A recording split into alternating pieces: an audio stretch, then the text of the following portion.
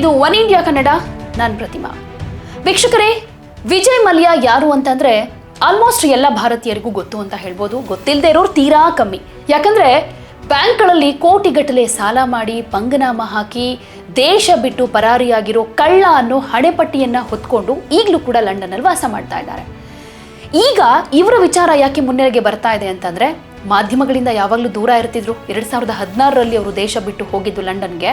So ಮಾಧ್ಯಮಗಳ ಮುಂದೆ ಒಂದು ಮಾತನಾಡ್ತಾ ಇರಲಿಲ್ಲ, ಜೊತೆಗೆ ಎಲ್ಲವನ್ನೂ ಸೂಕ್ಷ್ಮವಾಗಿ ಗಮನಿಸ್ತಾ ಇದ್ರು ಅನ್ನೋದು ಕೂಡ ಅಷ್ಟೇ ಸತ್ಯ.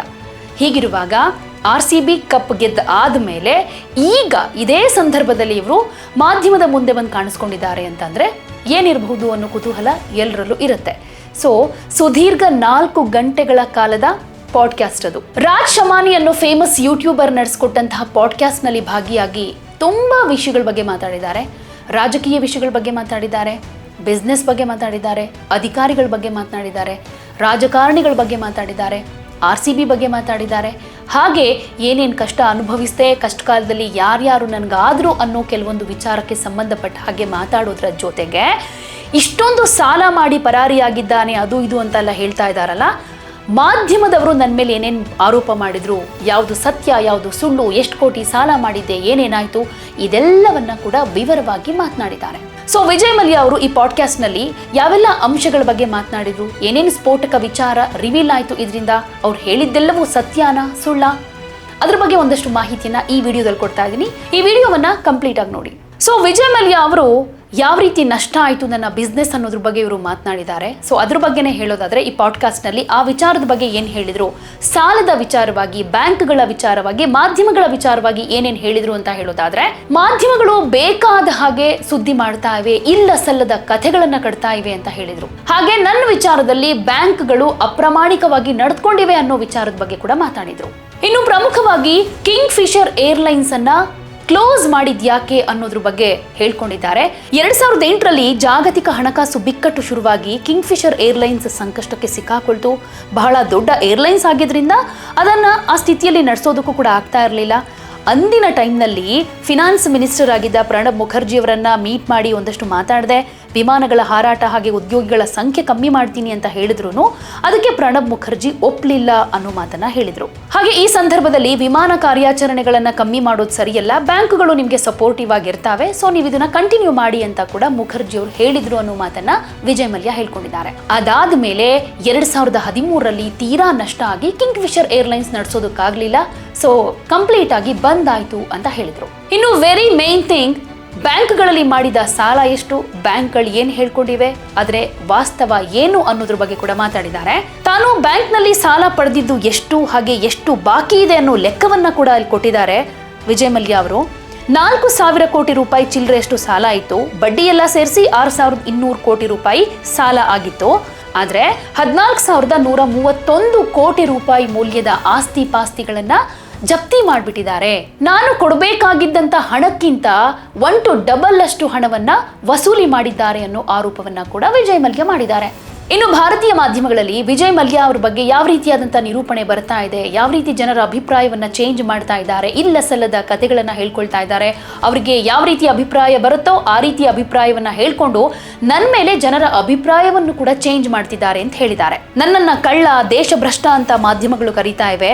ದೇಶ ಬಿಟ್ಟು ಬಂದಿದ್ದೀನಿ, ದೇಶ ಭ್ರಷ್ಟ ಅಂತ ಹೇಳಿದ್ರು ಪರವಾಗಿಲ್ಲ, ಆದ್ರೆ ಕಳ್ಳ ಅಂತ ಯಾಕೆ ಕರೀತಾರೆ, ನಾನೇನ್ ಕಳ್ತನ ಮಾಡಿದೀನಿ ಹೇಳಿ ಅಂತ ಸವಾಲ್ ಕೂಡ ಹಾಕಿದ್ದಾರೆ. ಹಾಗೇನೆ ಭಾರತದಲ್ಲಿನ ಬಿಸಿನೆಸ್ ಸಿಚುವೇಶನ್ ಬಗ್ಗೆ ಕೂಡ ಒಂದಷ್ಟು ಮಾತಾಡಿದ್ದಾರೆ. ಅಂದ್ರೆ ಭಾರತದಲ್ಲಿ ಏನೂ ಬದಲಾಗೋದಿಲ್ಲ, ಯಾವ ರಾಜಕಾರಣಿ ಬರ್ಲಿ, ಅಧಿಕಾರಿಗಳು ಬರ್ಲಿ ಹೋಗ್ಲಿ, ಯಾವ ಪರಿಸ್ಥಿತಿ ಕೂಡ ಚೇಂಜ್ ಆಗೋದಿಲ್ಲ, ಭಾರತದಲ್ಲಿ ಬಿಸ್ನೆಸ್ ನಡೆಸೋದು ಕಷ್ಟ ಅನ್ನೋ ರೀತಿಯಾದಂತ ಅಭಿಪ್ರಾಯವನ್ನ ವಿಜಯ್ ಮಲ್ಯ ಹೇಳ್ಕೊಂಡಿರೋದು. ಇನ್ನು ಕಷ್ಟ ಕಾಲದಲ್ಲಿ ಯಾರು ತನ್ನ ಜೊತೆಗೆ ನಿಂತರು ಅನ್ನೋದ್ರ ಬಗ್ಗೆ ಕೂಡ ಹೇಳ್ಕೊಂಡಿದ್ದಾರೆ. ಯಾಕಂದ್ರೆ ಬಹಳಷ್ಟು ಮಂದಿ ನಾನು ದೇಶ ಬಿಟ್ಟು ಬಂದ್ಮೇಲೆ ನನ್ನ ಕ್ಲೋಸ್ ಸರ್ಕಲ್ ಏನಿತ್ತು ಅವರೆಲ್ಲರೂ ನನ್ನ ಜೊತೆ ಗುರ್ತಿಸ್ಕೊಳ್ಳೋದಕ್ಕೆ ಇಷ್ಟಪಡ್ತಾ ಇರಲಿಲ್ಲ. ಎಲ್ಲಿ ನನ್ನ ಜೊತೆ ಕಾಂಟ್ಯಾಕ್ಟ್ ಇದೆ ಅಂತ ಹೇಳಿದ್ರೆ ಅವ್ರನ್ನೂ ವಿಚಾರಣೆಗೆ ಒಳಪಡಿಸ್ತಾರೋ ಅದು ಇದು ಅನ್ನೋ ಭಯಕ್ಕೆ ಎಲ್ಲರೂ ನನ್ನನ್ನು ದೂರ ಮಾಡಿದ್ರು. ಆದರೆ ಕಿರಣ್ ಮಜುಮ್ದಾರ್ ಮಾತ್ರ ನನ್ನ ಜೊತೆಯಾಗಿ ನಿಂತರು. ಅಂದರೆ ಕಷ್ಟ ಸುಖಗಳನ್ನು ಅವ್ರ ಜೊತೆ ಹೇಳ್ಕೊಳ್ತಾ ಇದ್ದೆ, ಅವ್ರ ಜೊತೆ ಒಂದಷ್ಟು ಮಾತಾಡ್ತಾ ಇದ್ದೆ. ಕಿರಣ್ ಮಜುಮ್ದಾರ್ ನನಗೆ ಸೋದರಿ ಇದ್ದ ಹಾಗೆ ಅಂತ ಬಯೋಕಾನ್ ಮುಖ್ಯಸ್ಥೆ ಬಗ್ಗೆ ಒಂದಷ್ಟು ಒಳ್ಳೆ ಮಾತನಾಡಿದ್ದಾರೆ ವಿಜಯ್ ಮಲ್ಯ ಅವರು. ಹಾಗೆ ನನ್ನ ವಿರುದ್ಧ ನಿಷ್ಪಕ್ಷವಾಗಿ ಒಳ್ಳೆ ರೀತಿಯಲ್ಲಿ ತನಿಖೆ ನಡೆಯೋದೇ ಆದರೆ ನಾನು ಈಗಲೂ ಭಾರತಕ್ಕೆ ಬರೋದಕ್ಕೆ ರೆಡಿ ಅನ್ನೋ ಮಾತನ್ನ ವಿಜಯ್ ಮಲ್ಯ ಅವ್ರು ಹೇಳ್ಕೊಂಡಿರೋದು. ಹಾಗೆ ಇನ್ನೊಂದು ಇಂಟ್ರೆಸ್ಟಿಂಗ್ ಅಂತ ಅಂದ್ರೆ RCB ಖರೀದಿ ಮಾಡಿರೋದ್ರ ಬಗ್ಗೆ ಕೂಡ ಅವ್ರು ಮಾತಾಡಿದ್ದಾರೆ. ಲಲಿತ್ ಮೋದಿ ಅವ್ರ ಬಳಿಗೆ ಬಂದು ತಂಡವನ್ನ ಖರೀದಿ ಮಾಡೋದಕ್ಕೆ ಅಂತ ಕೇಳ್ಕೊಳ್ತಾರೆ. ಸೊ ಲಲಿತ್ ಮೋದಿ ಅವರು ಹೇಳಿದ್ರಿಂದ ಒಂದಷ್ಟು ಇಂಪ್ರೆಸ್ ಆಗಿ ನಾನು ರಾಯಲ್ ಚಾಲೆಂಜರ್ಸ್ ಬೆಂಗಳೂರನ್ನ ಖರೀದಿ ಮಾಡೋದಕ್ಕೆ ನಿರ್ಧಾರ ಮಾಡಿದೆ. RCBಯನ್ನ 111.6 ಮಿಲಿಯನ್ ಅಂತಂದ್ರೆ 476 ಕೋಟಿ ರೂಪಾಯಿ ಸುಮಾರು ಅಷ್ಟಾಗುತ್ತೆ, ಅಷ್ಟು ಕೋಟಿ ಕೊಟ್ಟು ಖರೀದಿ ಮಾಡಿದೆ ಅಂತ ಹೇಳ್ಕೊಂಡ್ರು. ಹಾಗೆ ಇದು ಆವಾಗ ಅಂದ್ರೆ ಆ ಟೈಮ್ನಲ್ಲಿ 2ನೇ ಅತ್ಯಂತ ದುಬಾರಿ ಬಿಡ್ ಅಂತ ಅನ್ನಿಸ್ಕೊಂಡಿತ್ತು. ಹಾಗೆ RCB ಖರೀದಿ ಹಿಂದೆ ಇದ್ದಂತ ಸಂಗತಿಗಳನ್ನ ಕೂಡ ಒಂದಷ್ಟು ಮಾತಾಡಿದ್ದಾರೆ. ಮೊದಲು ಮುಂಬೈ ಇಂಡಿಯನ್ಸ್ ಸೇರಿದ ಹಾಗೆ ಇನ್ನೂ 3 ಫ್ರಾಂಚೈಸಿಗಳನ್ನ ಖರೀದಿ ಮಾಡಬೇಕು ಅಂತ ಬಿಡ್ ಮಾಡಿದ್ದೆ. ಆದ್ರೆ ಮುಖೇಶ್ ಅಂಬಾನಿ ಅತಿ ಹೆಚ್ಚು ಬೆಲೆಗೆ ಬಿಡ್ ಮಾಡಿದ್ರಿಂದ ಮುಂಬೈ ತಂಡವನ್ನ ಅವ್ರು ಖರೀದಿ ಮಾಡಿದ್ರು. IPL ಫ್ರಾಂಚೈಸಿಯನ್ನ ಖರೀದಿಸೋ ಹಿಂದಿನ ಏಕೈಕ ಉದ್ದೇಶ ನನಗೇನಿತ್ತು ಅಂತ ಅಂದ್ರೆ ನನ್ನ ವಿಸ್ಕಿ ಬ್ರ್ಯಾಂಡ್ ರಾಯಲ್ ಚಾಲೆಂಜ್ ಅನ್ನ ಪ್ರಚಾರ ಮಾಡೋದಾಗಿತ್ತು. ಅಂದ್ರೆ ತನ್ನದೇ ಬ್ರ್ಯಾಂಡ್ ಆಗಿದ್ದ ರಾಯಲ್ ಚಾಲೆಂಜ್ ಅನ್ನ ಪ್ರಚಾರ ಮಾಡೋದು ಇದರ ಹಿಂದಿನ ಉದ್ದೇಶ ಆಗಿತ್ತು ಅಂತ ಹೇಳಿದ್ದಾರೆ. ಅಂದ್ರೆ IPL ಫ್ರಾಂಚೈಸಿ ಯಾಕೆ ಆದ್ರೂ RCBಯನ್ನ ಯಾಕೆ ಖರೀದಿ ಮಾಡಿದ್ರು ಅನ್ನೋದಕ್ಕೆ ಈ ವಿಚಾರದ ಬಗ್ಗೆ ಹೇಳಿರೋದವರು. ಸೊ ಅದನ್ನ ಬಿಟ್ರೆ ಕ್ರಿಕೆಟ್ ಮೇಲಿನ ಪ್ರೀತಿಯಿಂದೇನಲ್ಲ ಅಂತ ಹೇಳಿದ್ದಾರೆ. ಇನ್ನು ವಿರಾಟ್ ಕೊಹ್ಲಿ ಬಗ್ಗೆ ಕೂಡ ಮಾತಾಡಿದ್ದಾರೆ. ಯಾಕಂದ್ರೆ ಇವರು ತಂಡವನ್ನ ಖರೀದಿ ಮಾಡೋ ಟೈಮ್ನಲ್ಲಿ ವಿರಾಟ್ ಕೊಹ್ಲಿ ಅಂಡರ್-19 ಕ್ರಿಕೆಟ್ ಆಡ್ತಾ ಇದ್ರು. ಇವರು ಅವಾಗಲೇ ಒಂದಷ್ಟು ಶೈನ್ ಆಗಿದ್ರು, ಇವ್ರ ಬಗ್ಗೆ ಕೇಳಿದ್ದೆ, ಒಂದಷ್ಟು ಇಂಪ್ರೆಸ್ ಆದೆ. ಸೊ ವಿರಾಟ್ ಕೊಹ್ಲಿಯನ್ನ ಖರೀದಿ ಮಾಡಬೇಕಾಯ್ತು. ನಂತರ ರಾಹುಲ್ ದ್ರಾವಿಡ್ ಆಗಿರ್ಬೋದು, ಜಹೀರ್ ಖಾನ್ ಆಗಿರ್ಬೋದು, ಬೇರೆ ಬೇರೆ ಆಟಗಾರರನ್ನ ಖರೀದಿ ಮಾಡಿದ್ದು ಯಾಕೆ ಅನ್ನೋದ್ರ ಬಗ್ಗೆ ಒಂದಷ್ಟು ಮಾತಾಡಿದ್ರು.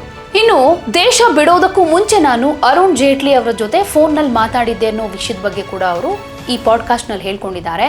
ಹೀಗಾಗಿ ಕಾಂಗ್ರೆಸ್ನವರು ಈ ವಿಡಿಯೋವನ್ನ ಶೇರ್ ಮಾಡಿಕೊಂಡು ಒಂದಷ್ಟು ಪ್ರಶ್ನೆಗಳನ್ನ ಮಾಡ್ತಾ ಇವೆ. ಈ ವಿಡಿಯೋ ಶೇರ್ ಮಾಡ್ಕೊಂಡಿರೋ ಕಾಂಗ್ರೆಸ್ ಲೀಡರ್ ಪವನ್ ಖೇರಾ ಮೋದಿ ಹಾಗೆ ಬಿಜೆಪಿ ಸರ್ಕಾರದ ವಿರುದ್ಧ ವಾಗ್ದಾಳಿ ನಡೆಸ್ತಾ ಇದ್ದಾರೆ. ವಿದೇಶಾಂಗ ಸಚಿವರು ಪಾಕಿಸ್ತಾನಕ್ಕೆ ತಿಳಿಸೋ ಮೂಲಕ ಅದರ ಮೇಲೆ ದಾಳಿ ಮಾಡ್ತಾರೆ. ಬ್ಯಾಂಕ್ ವಂಚಕರು ವಿತ್ತ ಸಚಿವರಿಗೆ ಮಾಹಿತಿ ನೀಡಿದ ಮೇಲೆ ದೇಶದಿಂದ ಪರಾರಿಯಾಗ್ತಾರೆ.